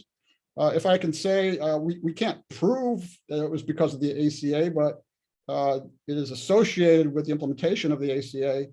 And I can also say that, you know, when these efforts were started for the Asian American, Native Hawaiian, Pacific Islander community, many people said, oh, this can't be done. Your group is too heterogeneous. There are too many barriers with respect to translation and language. But the advocates went out and did this, lots of work with assisters and navigators, and that gap was closed as of 2016. So the big caveat now is there follow-up? Can we do more studies to see that that progress has been sustained? We're looking for follow-up studies and data, and I hope that will be coming shortly. Next slide. Now, that whole theme of Medicaid expansion and women's health is critical for this conversation because we know that Medicaid covers a disproportionate share of women in vulnerable populations, often women of color, as you see over on the right. Medicaid is the largest payer of pregnancy-related services and publicly funded family planning services. And studies are increasingly showing that if low-income women get access to Medicaid in states where eligibility expanded, it's associated with increased healthcare coverage and utilization, of course, better self-related health, decreases in avoidance of care due to cost, decreases in heavy drinking and binge drinking, and other related outcomes. Next slide. So following the status of Medicaid expansion is critically important to us as of this time. You all know that this past summer, the Supreme Court refused to strike down Obamacare, and hopefully that will be the last challenge to the ACA after 11 years of struggles in terms of implementation. It's notable looking at on this map that 2 states, Missouri and Oklahoma, passed ballot initiatives to expand Medicaid in 2020 in the middle of COVID of all times. So people want this, and it helps improve health and public health outcomes. And it would be really very important to expand Medicaid to the remaining dozen states or so if we can, so that we can help all people enjoy the sunlight of opportunity. Next slide. Now, just recently, we were very proud to see this action from the Community Preventive Services Task Force. You all know that the U.S. Preventive Services Task Force weighs in on clinical preventive services like they did with aspirin this week, but that's a topic for another time. But the Community Preventive Services Task Force decided to focus on social determinants of health. They formed a health equity committee, and they started looking at population health interventions, and they found sufficient or strong evidence for a number of interventions on early childhood education, full-day kindergarten programs, school-based health centers, high school completion, out of school time academic programs. But again, the theme of housing as an established social determinant of health is one that we should pay special attention to.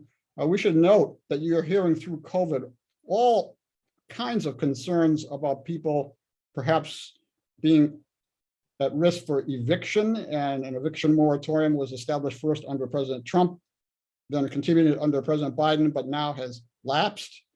So can we lean into housing voucher programs, permanent supportive housing, with a theme called Housing First as a way to address this very important social determinant of health theme? Next slide. And now, as we are watching Congress debate investments for the country going forward, we should remember that there have been 2 very massive infusion of benefits for the country through the CARES Act on top here. In 2020, that was a $2 trillion effort with some attention to school emergency relief, among many other things. And then the American Rescue Plan was passed in the spring of this year. That was $1.9 trillion, addressing things like housing again, child tax credits, childcare, and development. And there are many other programs like SNAP and the Indian Housing Block Grant Program that we should pay attention to. So I'm hoping that the public health community can follow all this and do analyses and studies to see how this attention to the social determinants can affect the outcomes on maternal and child health disparities that we all care about. And by the way, not to keep talking about housing, but over on the right, if you're in Boston, just about every day on the front page of our paper is attention to a growing issue at the corner of Massachusetts Avenue and Malnea Cass Boulevard, what's called Mass and Cass, where the homeless population is growing, and lots of concern about safety and housing and how businesses are infected and the livelihood of these very vulnerable people. We have a mayor's race coming up in Boston in a couple of weeks, and this has been front and center in their debate. And I would say that every big city mayor is wrestling with this now. So we all, as public health officials, professionals, need to be part of that conversation. Next slide.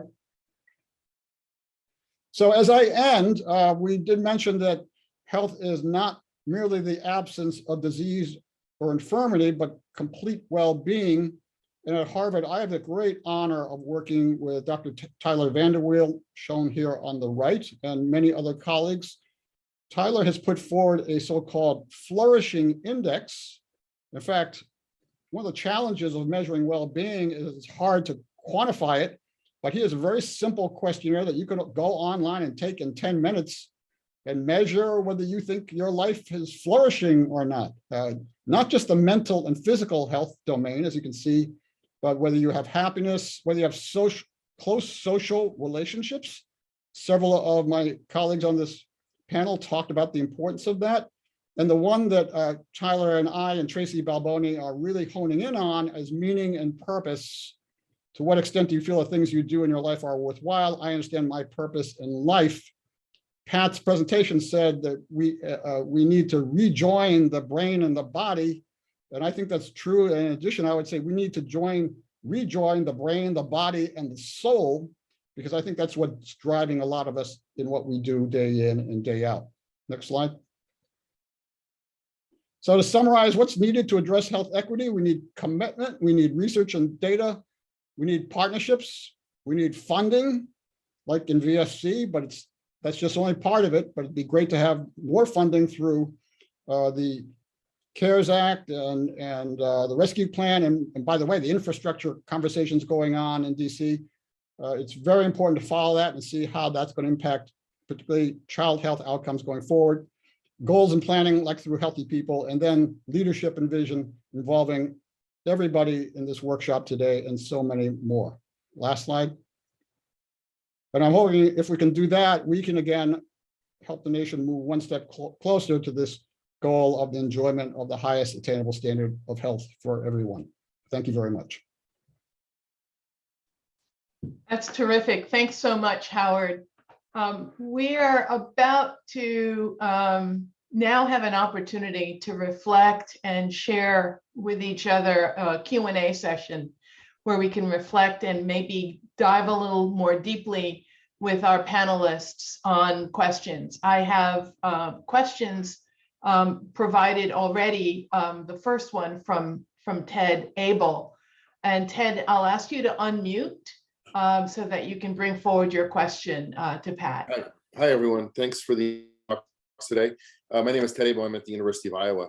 And I have a question, but I also have a comment. That's interesting. I was chatting with Pat Levitt about centers called Intellectual and Developmental Disability Centers, of which there are 15 funded by NICHD. And there are makers here that are in centers. Nobody is necessarily jumping out at me. And it's interesting because we have a group of the directors of those centers that meet monthly with NICHD staff. And it's a group that might be interesting to interface with because they're looking more from the developmental and mental health and side of things than maybe cancer or other sides, but it's an interesting community, and it's a community that Pat knows well. I grew up in the CHOP IDDRC community. Pat grew up in the Vanderbilt IDDRC community, at least as a faculty member. So my question was about the epigenetic signatures. It's really a striking thing that we heard a talk from a woman at Princeton named Kate Pena, a young assistant professor who's really, really smart. And she studies the impacts of stress in coming out of Eric Nestler's lab. And it's been so striking to see that she's literally shown that epigenetic marks that happen because of early life stress are then essentially reactivated when there's additional stress in adulthood. And so I just wanted to highlight how important, while it's a very specific thing to talk about epigenetics, it's a marker that I think is very interesting. And it's something you can measure in the blood, you can quantify, you can do in a bazillion people, you can do on blood spots from newborns. It doesn't require somebody to come in to have their brain imaged in a magnet. It's a very interesting measure. And I think it's something that they really think about more. So I just want to comment on that, Ted. So one of the things that I didn't really talk about is that it's pretty clear that early adversity is creating challenges for the individual to respond to stressors later in life, which actually may be the triggers for the adult onset diseases, and that there's some ideas that one of the risk factors are these changes, these epigenetic marks.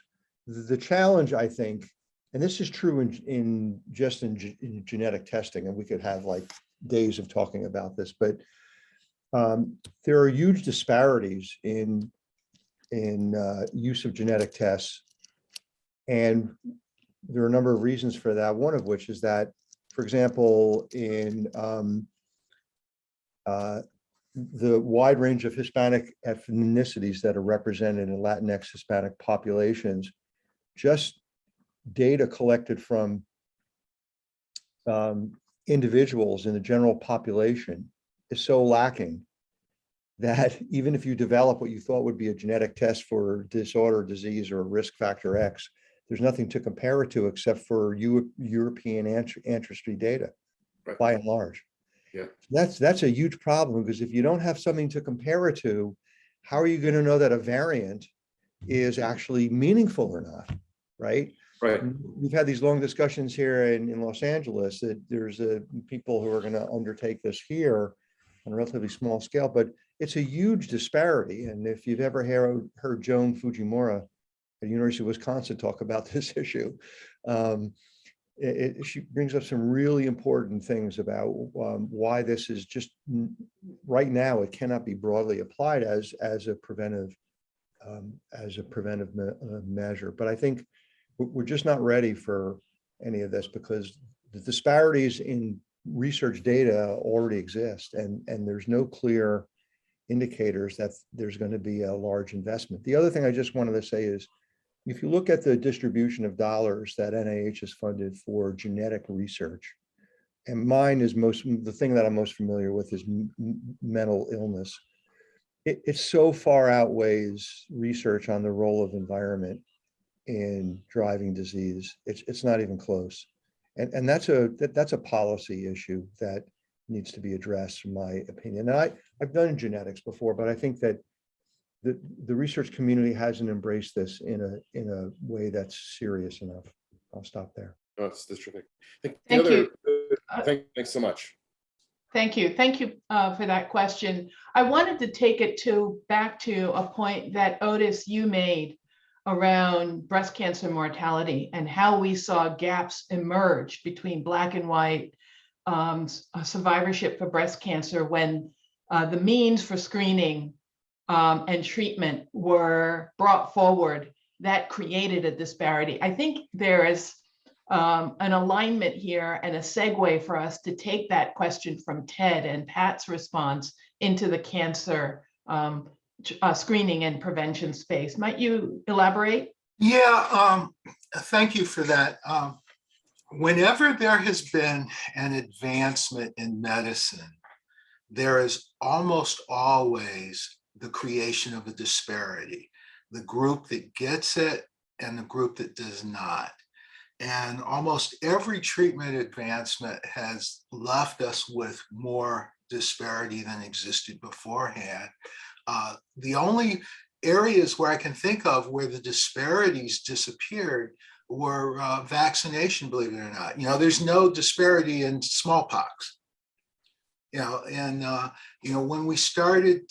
when we can prevent a disease and prevent it well, somehow the disparities go away. But I think that's what you're getting at, is that, by the way, that scissoring of Black versus white from the 1970s in breast cancer, it exists in colon cancer. It exists in virtually every treatable disease I can think of. Yeah, thank you. Wanda, you had a question for Dr. Barfield. Would you like to unmute?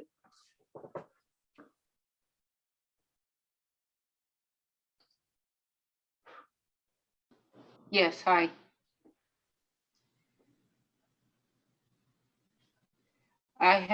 You mean that I had a question? Yeah, you had a Dr. question Brawley? for Dr. Brawley, for Otis. Yes, Dr. Brawley, and I think his answer may have also been addressed in the chat, but do you think that the geographic disparities in cancer care are a reflection of structural issues by state? And if you could just talk a little bit more about that.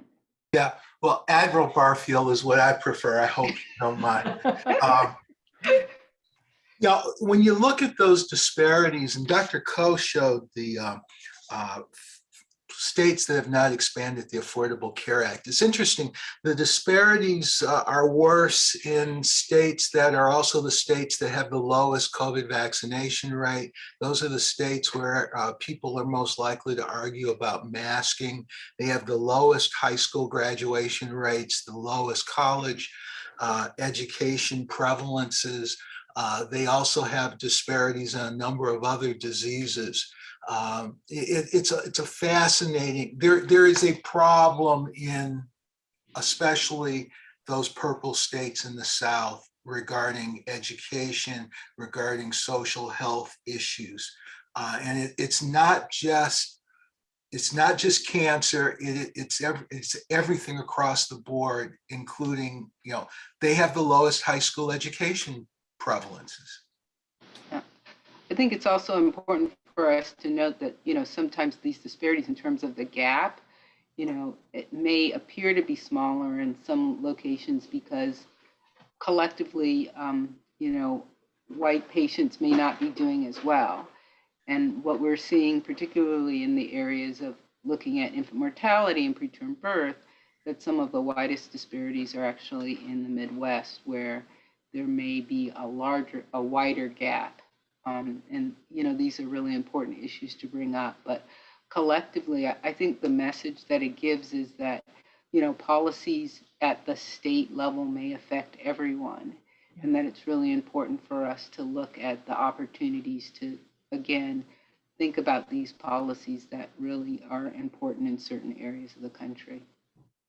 Yeah, I would agree with you. I would point out, Alabama, Mississippi, number of states that have very high death rates for breast cancer among white women. Yeah. Yeah. Thank you. We have a question from Woodrow Myers, and this is directed to you, Howard. Has the ACA had a measurable impact on the reduction of infant mortality or maternal mortality, especially for individuals of color? Yeah, I'm going to ask Wanda to help me on that because I don't have a direct answer. But in general, we want to see that the ACA has had impact not just at increased coverage, but also public health benefits and population-based benefits. And for those of you who are not following, one of the best outcomes of the ACA was establishing the Innovation Center at CMS, so-called CMMI. You see Howard Bachner, I know he's supported a lot of that research and publication when he was at JAMA. So I'm particularly watching that organization right now under the new administration to see if they will tackle this. But I don't know, Wanda, if you can help me on this. Yeah, so we do have some opportunities. For example, we're seeing that paid family leave has an opportunity to improve, for example, breastfeeding rates. And there has been work that's been done in California that's shown, those increases that have improved breastfeeding. We're in the process of also publishing a study to look at that as well, and seeing that there may be more benefits for African American and Hispanic women. But there are other opportunities, for example, looking at the opportunity to improve care for women in the postpartum period.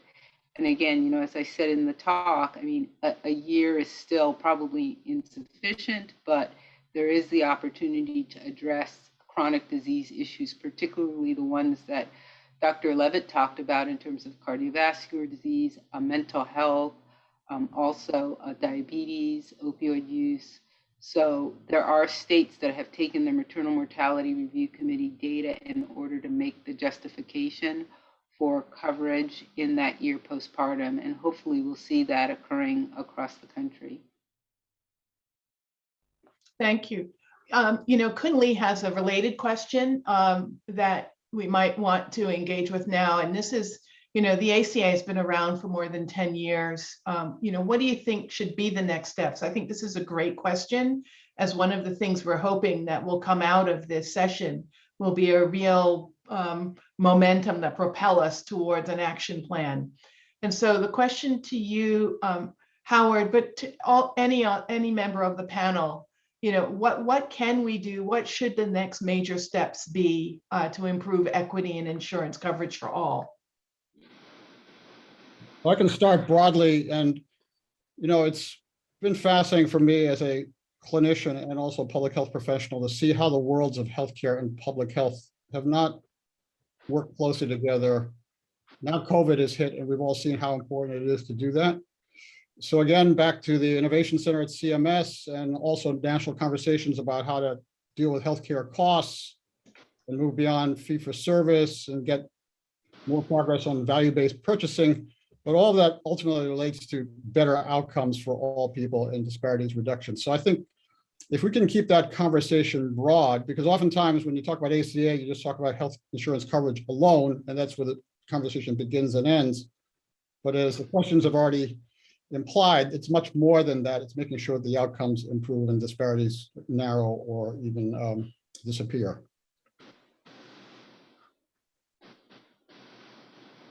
Anyone else? I think what Dr. Koh said was really important. I think the challenge is really going to be, again, on the implementation arm, that there are these policies that occur. And again, since there's so much variation, for example, for Medicaid by state, it's really going to be an opportunity to work really closely with states and locally to make sure that these changes really stick. Yeah, I would also add that in Maryland, we have people who are now insured, but they can't get a ride to the doctor or a ride to the hospital. Transportation has become the great limiter in terms of getting people adequate care. I'd also love for us to try to diversify the hospital and doctor mix. There's a group of doctors who are willing to take Medicaid and a group who are not. I wish we could get rid of that. We still have first class and coach healthcare in this country. Yeah, it's a really good point. And I want to add, if I may, I'll have the moderator's prerogative. Howard, your example of the vaccine for children case study, tells us that there are going to be non-financial, non-economic barriers. Right. And literacy, improving literacy and increasing awareness is going to be incredibly important, along with things like meeting people where they are in terms of transportation to facilities and the mixture of providers available to treat a increasingly diverse population. Michelle, thanks so much for mentioning that. Look at where we are with COVID, where we're drowning with information every day, and the general public's trying to keep up with the evolving science, and then how to apply it to our own lives. It can be very, very tough, and people can get pretty frustrated when they see the recommendations changing on masks and other things. So you're absolutely right, Michelle. The health literacy themes are so key. And so when we're having discussions like this, an overriding question is, what does this mean to the general public? And how do we communicate that simply so people can take this information and apply it in their own lives to be healthier for the future of their families and their children? Thank you, Howard.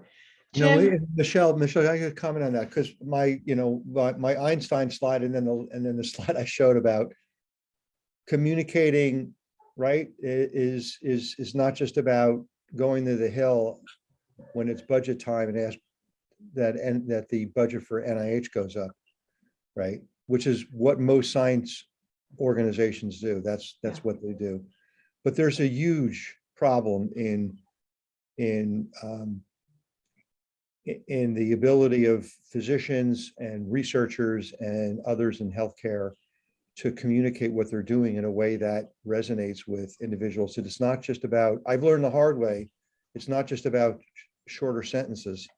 Yeah, you're right. It just isn't, because we work with Frameworks Institute, which is in DC. Some of you may know it. Jack's been working with them for a long time. They're a nonprofit, and what I learned from them early on is that what they call the cultural swamp, which is basically belief systems that essentially prevent the second sentence from even being heard by somebody, right? And it crosses cultures. It crosses so many areas in which we can't penetrate because of belief systems that seem at some ways to be impenetrable. And so strategies about how to communicate health and well-being messages about this, about the research that supports that, and the opportunities, I think, is just lacking in our system. There's not an infrastructure to support that training for students when they're going to graduate school. Certainly, medical students don't get this training at all. And I think if you want to make a change, you have to be able to communicate what you want to change. And right now, I would give us in general, I would just speak to the research community. I think we get a D-. Yeah. No, thank you for those reflections. I'm looking at the time, and we have a number of questions. Jim Roberts, you had typed a question in the chat, and I want to invite you to unmute. I'm unmuted. I wrote the question because I wanted to be sure that I was as precise as I could be.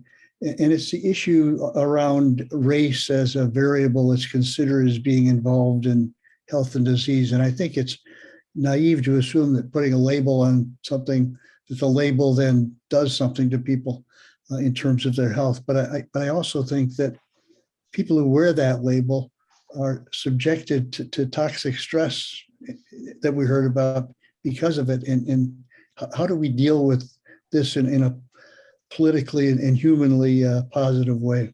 Oh, you are so right. You are so right.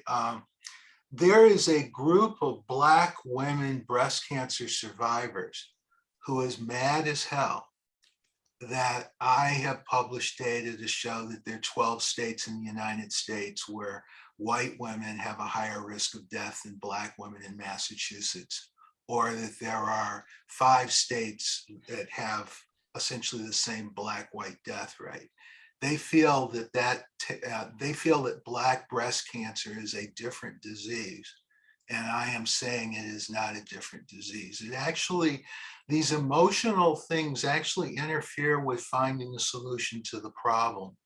I do believe that we need to collect data by race and ethnicity for the socio-political purpose of showing that people who are of certain races and ethnicities are getting less than ideal care. But that's a socio-political thing. But the problem is so many people think Black skin means biology is different from white skin. I mean, the NIH Revitalization Act of 1993 literally says that that's why there are disparities, because the drugs don't work in me the way they work in you. So this is a huge problem. It's an institutionalized problem, and it's a mindset issue. Thank you. So we're going to move on unless any of the other panelists wanted to add. I can add to that briefly. I had the incredible opportunity to review how race is categorized in the country since 1790.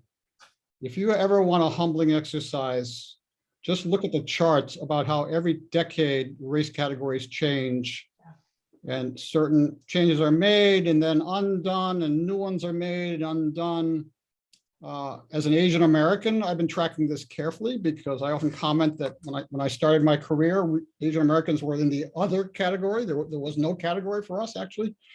And then over time, with this genetic testing, millions of people changed their own race identification from census assessment to census assessment every decade. So this is very fluid. It's very complicated.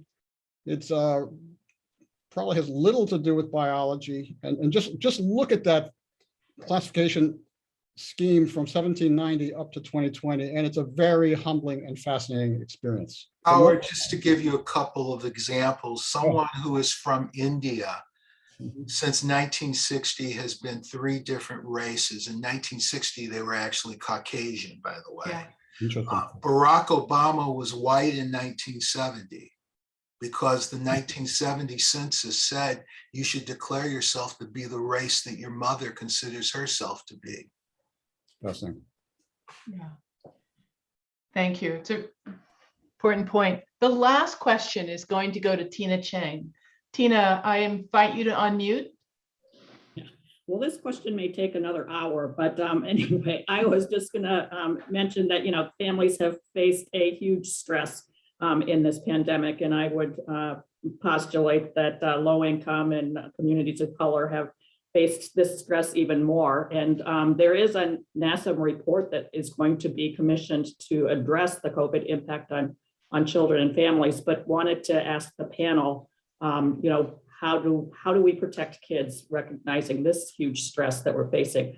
I'm a little worried that, for instance, the VFC program has been wonderful, but now I have more patients coming to the clinic saying that maybe they don't want to get the childhood vaccines anymore because they're not sure about whether they're safe, and they got to do some more research. So I think that the impact of the COVID pandemic is going to be far-reaching. Yes, Tina, thank you for your comments. I think it is going to be more challenging, but one opportunity, hopefully, that we can do as a start is by vaccinating pregnant women. We know that there's the opportunity to increase antibody coverage for their infants, as well as to save women from pregnancy-related complications due to COVID-19. And I think the conversations need to also include, discussions at the community level, talking with individuals, because we know that there's still issues of trust, particularly for minority population. Yeah, and Tina, your question's a really important one, and I couldn't help but connect the dot back to Pat's incredible presentation where he talked about, the pillars for resilience. And what we have to remember is that this pandemic so far, 1 in 500 American children have lost a parent or a provider. And that's going to be a huge hit on that pillar for resilience for children in this country. And so I think you're right, through many different dimensions, we'll have to be concerned about the long-lasting mental and physical impacts of this pandemic on children. There's data now, Michelle, that Phil Fisher, the University of Oregon, who some of you know, I think he does mostly intervention research. He developed a survey called Rapid-EC, Early Childhood, and it's been written up in the New York Times a few times, but you can actually see the real data. And if you identify a disparity pre-pandemic, it's gotten worse, right? It's not funny. It's just it's gotten worse. The financial families that have been financially stressed, lack of access to resources, it's gotten worse. Insecurities for children in the family gotten worse, et cetera, et cetera. So take a look at that data. It's very disconcerting, right? And I think that he did the survey, which was a bit out of his. He's a developmental psychologist, so he wanted to know, well, what impact is this having on children? Anxiety, externalizing, internalized behavior going up as reported in families, et cetera, et cetera. So it's a serious problem, and with no answers yet. Yeah, thank you. Well, with that, I'd like to turn the podium back to our chair. Beth, thank you for the privilege of being a moderator for this session, and I turn it over to you. Oh, I just will say a few quick words to end this very provocative Sunday afternoon. Michelle, first, thank you so much for your leadership in moderating the session. To our speakers, Pat, Wanda, Otis, Howard. And Howard. Oh my goodness, Howard, I'm so sorry. Thank you for sharing your thoughts that I hope we will be able to have an action plan moving forward. If folks have additional thoughts, please send emails, send notes. We really do want to put this together, perhaps get NAM to allow us to write a white paper about how to not just have this discussion today and not have the same comments again in 10 years, but to have some plans that we can put forward that we may be able to then take into an action plan for the US and beyond. But thank you again. I hope everyone stays well. There is a NAM Awards Committee awards announcement in 10 minutes if you log back on. And I wish you well, and we'll see you in 2022, hopefully in DC. So thank you, everybody. Have a good afternoon. Thank you.